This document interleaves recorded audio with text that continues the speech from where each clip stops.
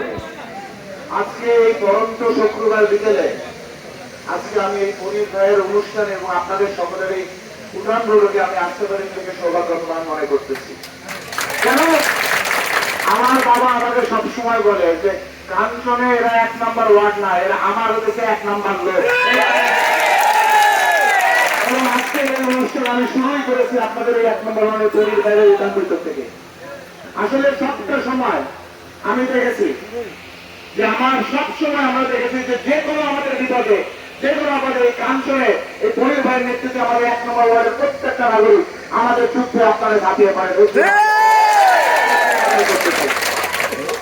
আসলে জাতীয় নির্বাচন জানুয়ারি 7 তারিখে যে নির্বাচনে আপনারা আপনাদের মূল্যবান এই অমূল্য ভোটটা আপনারা যে আমার বাবাকে আপনারা দিয়েছেন, যে বিশ্বাসটা দিয়েছেন, যে আস্থাটা রেখেছেন, আপনারা চিন্তা করে দেখেন যে আমাদের একটা মেয়র এই রোহিত, এরা 5 বছর আগে আমরা সকলে মিললাই তারে কিন্তু মেয়র বানাইছিলাম না, বানাইলে হইতেছে মেয়র, পাশ করার পর হয়ে গেল ফেরাও। এই বন্ধের মধ্যে বালু, রাস্তাঘাটের কোনো উন্নয়ন নাই, শুধু যেখানে যায় কার জমি দেখো, ওয়ারিশ মারো, খুঁটা কাটো, এই হচ্ছে তাদের ধর্ম ছিল।